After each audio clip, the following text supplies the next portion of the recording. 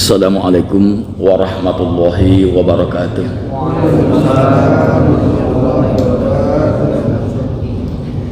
Alhamdulillahi rabbil alamin. Wassalatu wassalamu ala asrafil anbiya'i wal mursalin wa ala alihi wa sahbihi ajma'in.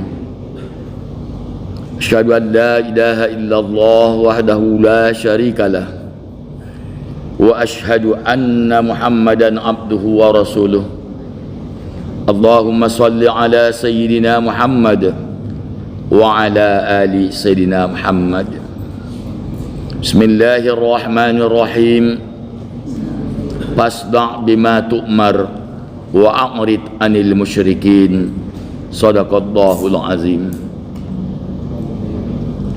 Yang kami muliakan bapak-bapak, ibu-ibu jamaah Masjid Al-Muttahidin, Bapak Imam Khatib Bilal dan pengurus Masjid Al-Muttahidin yang dapat hadir pada kesempatan ini yang kami muliakan.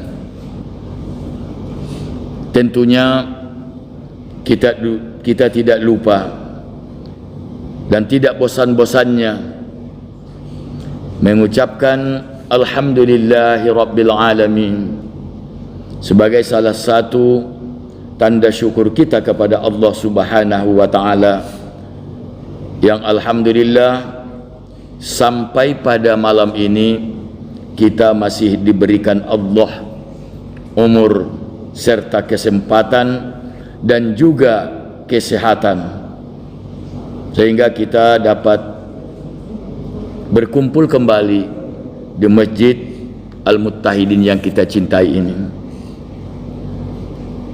Salawat dan salam Allahumma salli wa sallim ala Sayyidina Muhammadin wa ala alihi wa ashabihi ajma'in. Mudah-mudahan kita semua mendapat syafaatnya nanti di hari yang kemudian. Amin ya rabbal alamin. Hari ini atau malam ini kita sudah berada pada bulan pada bulan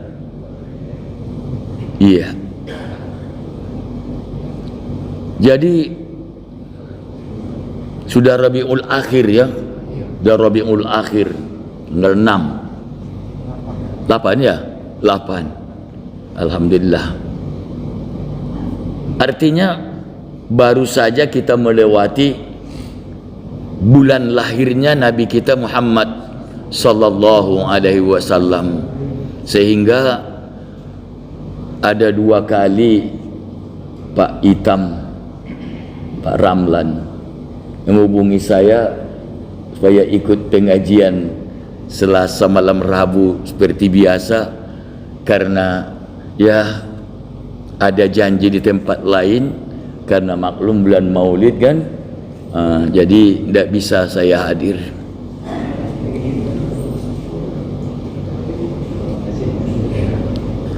Oleh karena itu pada malam hari ini untuk mengisi pengajian kita ataupun sebagai materi pengajian kita masih di sekitar Nabi kita itu.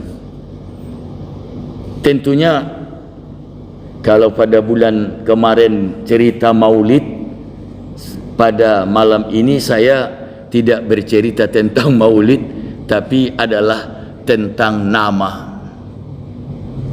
nama-nama. Artinya nama Nabi kita Muhammad sallallahu alaihi wasallam yang terdapat di dalam kitab-kitab sahih, baik itu sahih Bukhari ataupun sahih Muslim. Banyak sekali nama Nabi kita. Kalau kita tahu atau kita hafal Asmaul Husna, Asmaul Husna itu jumlahnya 99 ya, 99. Nama Nabi kita yang tercatat 100 minus 1. 100 minus 1. Nama atau Asmaul Husna 99. Sementara nama Nabi kita 100 minus 1. Kenapa tidak dikatakan sama? Karena tidak sama sifat Allah dengan sifat makhluknya. Mukhalafatu ta'ala lil hawadisi. Allah berbeda dengan seluruh makhluk atau ciptaannya. Maka untuk menyebutkan istilah sebutan saja pun harus berbeda. Kalau 99 itu kan kata positif ya, positif. Tapi kalau ada kurang berarti negatif. Jadi 100 kurang 1, banyak sekali. Ada yang termaktub di dalam kitab Taurat,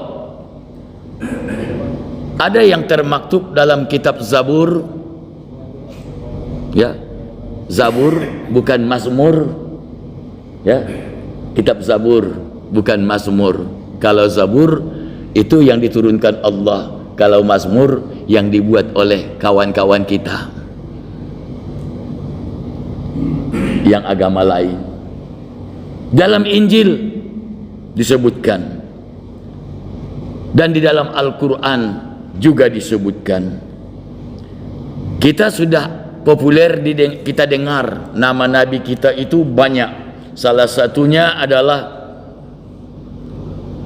Ahmad. Ahmad. Wa huwal ismul lazi sammahu bihil masihu.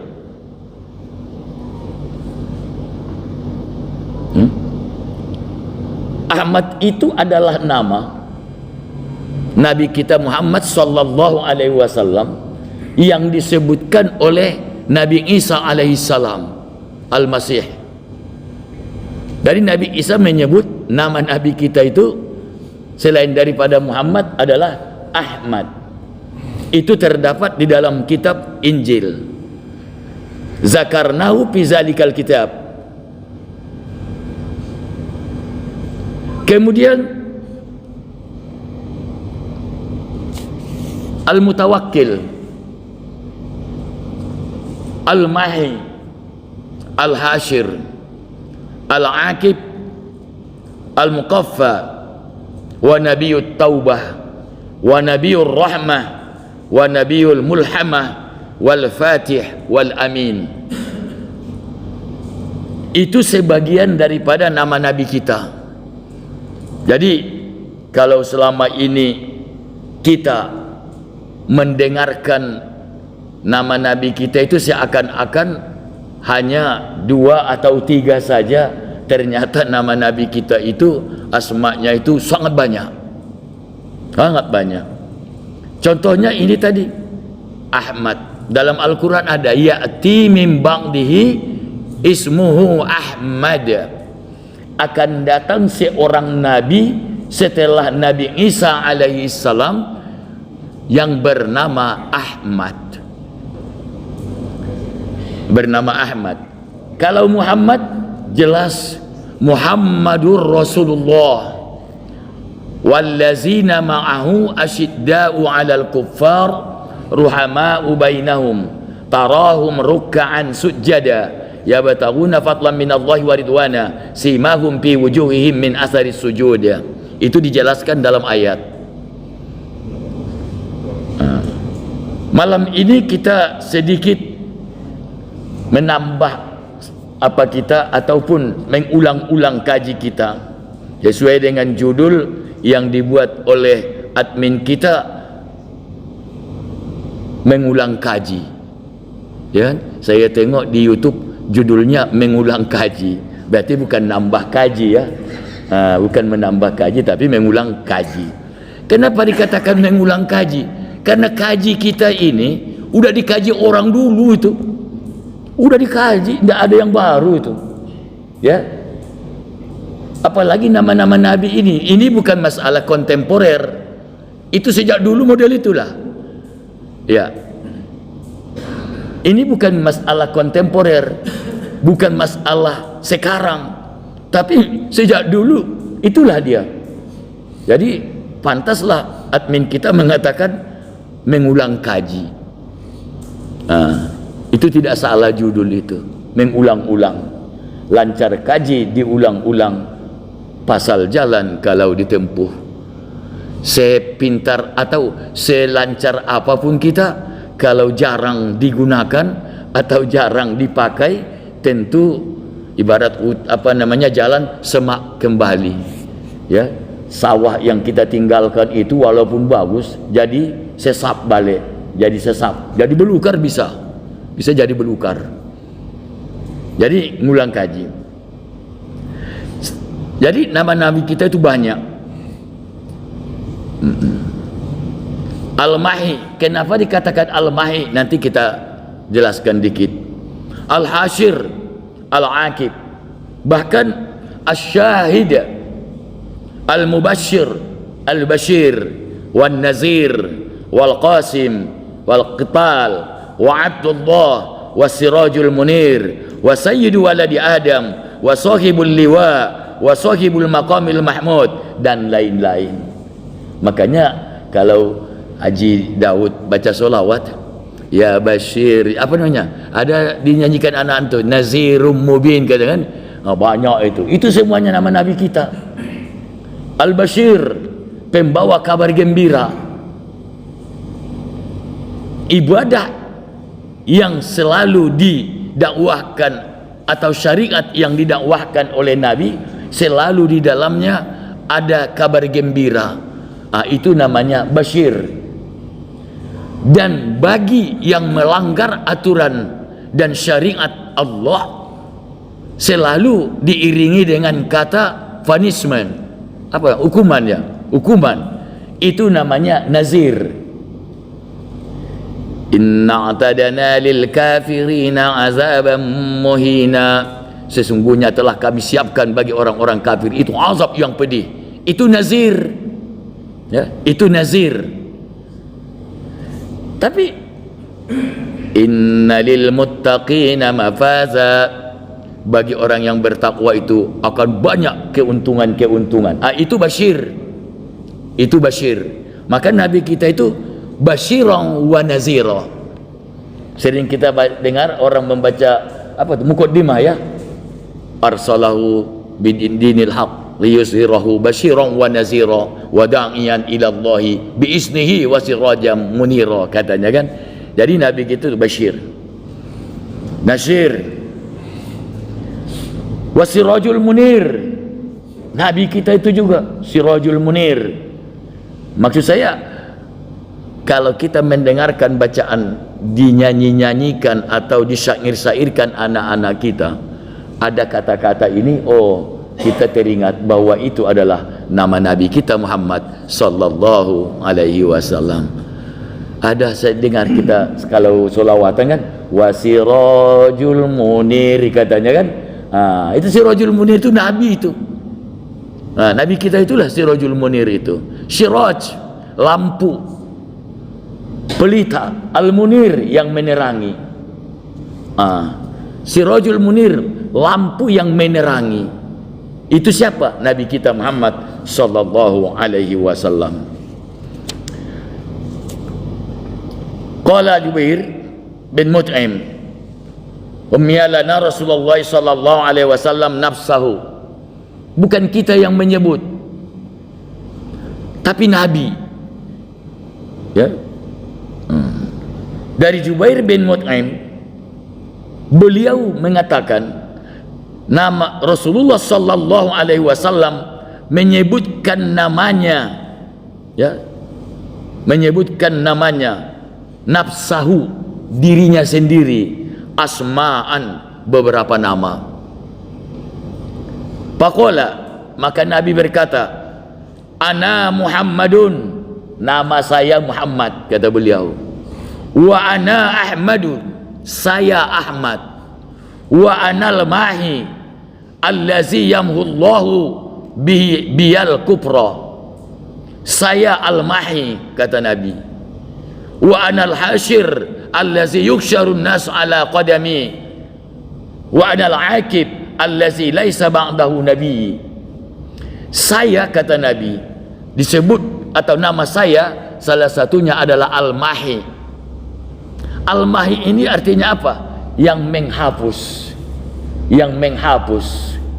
Menghapus apa? Yamhullahu biyal kufra, menghapus kekafiran. Nabi penghapus kekafiran. Dengan datangnya Nabi SAW mengikis kekafiran orang-orang yang ada di Mekah. Kita lihat sekarang, walaupun di zaman Nabi masih banyak orang kafir, tapi sekarang kan kalau di kota Mekahnya, di antara atau di lingkungan tanah haramnya, kan tidak ada orang kafir, ya kan? Tidak ada orang kafir di tanah haram, tidak ada. Mulai dari Hudaybiyah atau yang paling dekat tempat kita mikot waktu umrah, ya, untuk umrah di Masjid Aisyah, ya, Tan'im, Masjid Aisyah, Tan'im, semuanya itu di dalamnya tidak ada lagi agama yang lain. Yamhullahu biyal kufra. Jadi kenapa dikatakan Nabi itu sebagai Nabi Al-Mahi, artinya penghapus? Karena allazi yamhullahu biyal kufra, karena Nabi Muhammad SAW diutus, salah satunya adalah dengan berkah diturunkannya beliau menghapus kekafiran. Wa anal hasyir. Al-hasyir itu yang mengumpulkan, yang mengumpulkan. Makanya mahsyar kan ada, katanya padang mahsyar. Padang itu kan tidak mesti Sumatera Barat, ya. Padang kelapa ada juga kan. Padang kelapa atau padang-padang yang lain. Setiap tempat yang lapang kan biasanya kita istilahkan dengan padang, ya. Padang golf, berarti lapangan golf. Itu mahsyar, padang mahsyar, tempat berkumpulnya manusia setelah nanti dibangkitkan, yub'atsu min kuburihim, setelah mereka dibangkitkan, dikeluarkan dari kubur mereka, termasuk yang kuburannya dalam air. Ya, orang mati tenggelam kan tidak ada kuburannya, tidak ada kan.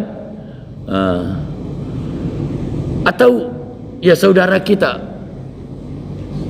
yang hilang bersama Adam air kan, sampai sekarang dia tahu kita kuburannya di laut, entah di darat, entah di tanah, tidak tahu kita. Mudah-mudahan Allah mengampuni dosa mereka dan menerima segala amal ibadah mereka. Kita bukan mencemooh, maksudnya kita bercerita bahwa saudara-saudara kita itu sampai hari ini tidak tahu kita di mana kuburannya. Di tanah tidak, di laut pun tidak tahu kita kepastiannya. Apakah masih terlalu tinggi pesawatnya sehingga tidak turun-turun, tidak bisa turun? Karena kalau kita pelajari dalam dunia fisika itu kan, kalau udah melewati hampa udara itu gravitasi bumi habis, ya, tidak ada lagi daya tarik bumi itu, malah makin ke atas, naiknya, tidak turun lagi dia. Gitu. Al-hasyir, kenapa Nabi itu dikatakan al-hasyir? Orang yang Nabi yang mengumpul. Allazi yuhsyarun nasu ala qadami, manusia itu nanti di akhirat akan dikumpulkan di belakang tumitku, di belakang kaki maksudnya, bukan berarti di bawah kaki Nabi, dah, di belakang nanti. Kita nanti diakhiratkan manusia mulai dari umat pertama, umat di zaman Nabi Adam sampai zaman Nabi kita yang terakhir, itu nanti kan berkumpul di padang mahsyar. Setelah berkumpul, semua manusia itu sudah utuh kembali, semua sudah utuh kembali seperti kita ini, maka kita nanti akan bersop-sop, berbaris-baris mencari Nabi Adam, nampak Allah, berjuta manusia mencari Nabi Adam. Lalu juru bicaranya ibarat yang kemarin di Jakarta yang rame-rame itu kan, kan ada juru bicaranya itu yang menyampaikan aspirasi kan. Ada juru bicaranya ngomong, ya Adam, anta abul bashar, wahai Adam, engkaulah bapaknya semua manusia. Isfa' lana, beri bantuan kami hari ini, kami butuh bantuanmu wahai Adam. Kata Nabi Adam, itu apa namanya, bukan wilayah, apa namanya, iya, kewenanganku, kata Nabi Adam ya. Itu di luar hak dan di luar kewenanganku, itu tidak sampai ke situ hak saya, kata Nabi Adam. Cobalah kamu dulu pergi ke Rasul yang lain, berbalik lagi barisan tu, mencari Nabi yang kedua. Siapa ya? Idris ya, Nabi Idris.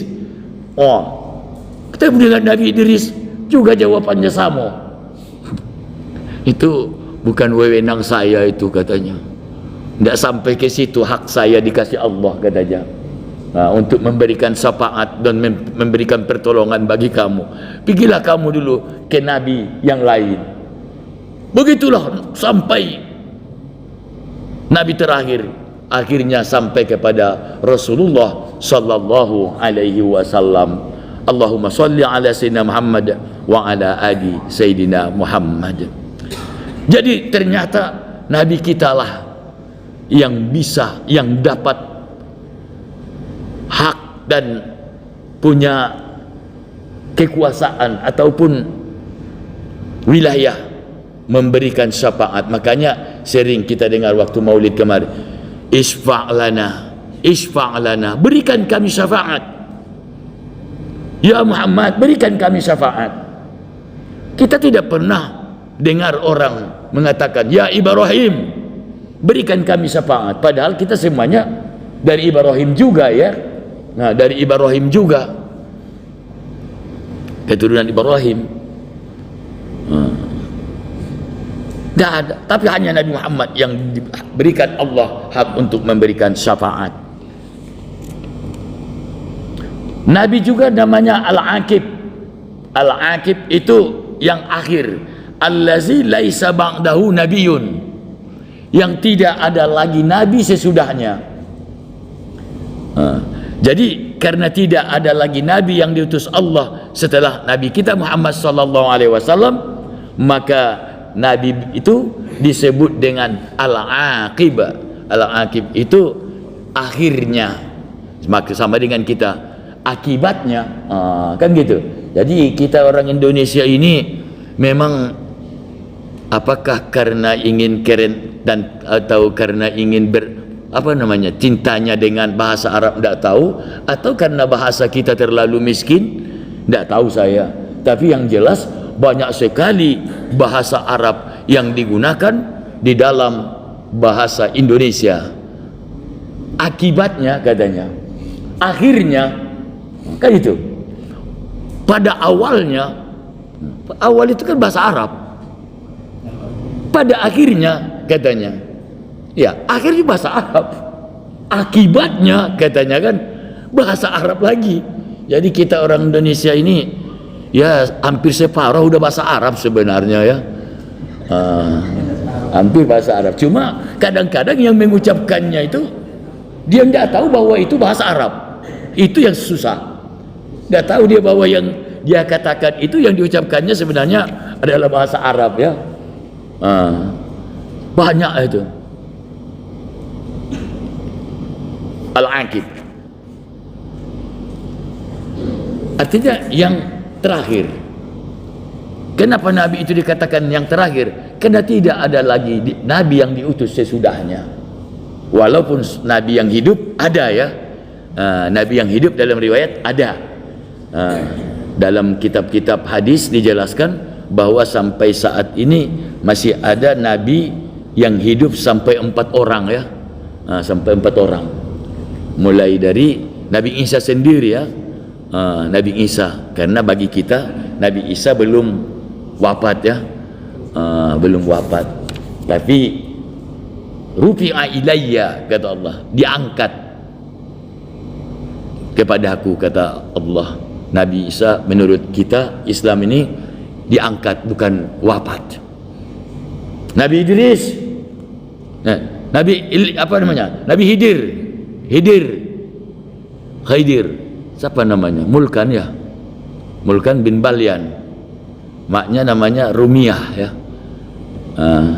Kalau pernah saya baca dalam riwayat Pak Haji, itu Nabi Khidir itu kan gelar Khidrun itu artinya biru, hijau. Kenapa dikatakan hijau? Apapun warna tempat yang dia tempati akan berubah warnanya. Jadi kalau dia umpamanya beliau itu duduk di tempat yang seperti dinding masjid kita ini akan berubah menjadi warna kehijau-hijauan. Makanya Hidrun, hijau. Namanya Mulkan ya, bin Balyan, maknya namanya Rumiyah. Di dalam sirah atau di dalam kitab-kitab itu dijelaskan bahwa beliau masih hidup. Salah satu tugasnya ya, kita bukan mengejek, bukan makna mengejek, cuma untuk membahasakan bahasa kita sajalah. Urusannya urusan pengairan, masalah air, tapi bukan PDAM ya, masalah air. Kenapa? Karena iblis itu akan menaburkan racun ke setiap air, ke setiap sumber air, mata-mata air, sumur yang jadi sumber air, itu diracuni iblis setiap jam 10 malam.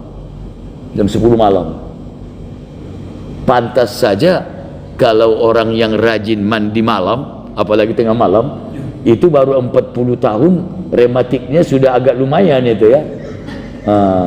Rematiknya udah lumayan itu. Kenapa? Karena yang dia pakai air yang dia pakai itu sudah diracuni iblis dengan bibit-bibit penyakit. Jadi kalau malam, udah tengah malam mandi, itu biasanya akan menimbulkan penyakit ya, tulang-tulang ya, tulang-tulang kita. Dan apabila menjelang subuh, itu Khidir yang turun menaburkan obat untuk membasmi racun yang ditaburkan oleh iblis tadi. Makanya orang yang rajin mandi menjelang sholat subuh, atau ya, kita kan kebanyakan mandi pagi kan, bukan pagi, menjelang sholat subuh, menjelang sholat subuh itu biasanya sehat-sehat, apalagi mandinya itu di air yang masih air yang air yang ionian, air yang pokoknya air yang sudah masih murni lah ya, apalagi air sungai. Mandi di sungai di Bangko sana atau di Sarolangun, mandi di sungai berbatu itu sehat-sehat badannya. Tuh. Baik, bapak-bapak, saudara sekalian, Nabi kita juga disebut dengan Al-Fatih. Al-Fatih itu berasal dari kata fatahayab tahu, fathan, fatihun, tapi ada artinya membuka, ada artinya menaklukkan ya, ada artinya menaklukkan, seperti Fathu Makkah, penaklukan kota Mekah. Penaklukan kota Mekah, makanya ada namanya Fatih, Al-Fatih. Kenapa Nabi dikatakan apa artinya Al-Fatih? Fahuwallazi fatahallahu bihi babal huda. karena dengan adanya Muhammad atau lahirnya Muhammad sallallahu alaihi wasallam, maka dibukakanlah dengannya pintu-pintu petunjuk. Pintu-pintu petunjuk. Makanya tidak boleh berdoa, ya, tidak bagus berdoa kalau tidak diawali solawat kepada Nabi sallallahu alaihi wasallam. Bahkan ada penjelasan, tidak kuterima kata Allah doa yang namaku disebut tapi Rasul yang kukirim atau yang kubangkitkan tidak disebut. Saya pernah diajari oleh seorang guru, tidak pernah katanya berpisah kata Allah dengan kata Muhammad, sehingga katanya ditulis di satu lembar kertas, la ilaha illallah Muhammadur Rasulullah, lalu dipotong dua, la ilaha illallah, potong kertas itu, satu tinggalkan, satu bawa, entah kemana kita pergi. Kalimat atau kertas yang dipotong dua ini pada waktunya pasti akan ketemu kembali, pasti akan ketemu kembali. Bapak sekalian, bahwallazi fatahallahu bihi babal huda, maka disebut Nabi itu dengan Al-Fatah karena dengan adanya atau dengan diutusnya Rasulullah SAW dibukalah pintu-pintu petunjuk, ya, bagi kita. Makanya membaca sholawat itu kepada Nabi sangat besar fadilah dan barokahnya, sehingga bagi kita ada sholawat yang wajib, ada sholawat yang sunat, ya, ada sholawat yang wajib, ada sholawat yang sunat. Yang wajib kan ada dalam sholat, ya, yang sholat. Kalau sholawat dalam sholat sudah jelas kalimatnya, ya,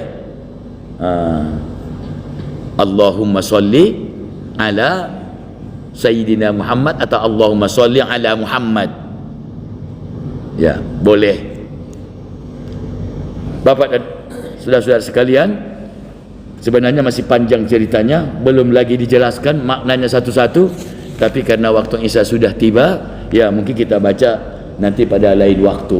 Itu saja dulu. Ini buku kita ini buku ini spesial, ada 4 juzuk ini, ya, ada 4 juzuk spesial menceritakan Nabi sallallahu alaihi wasallam, mulai dari asal usulnya, nama-namanya, semuanya ada 4 judul.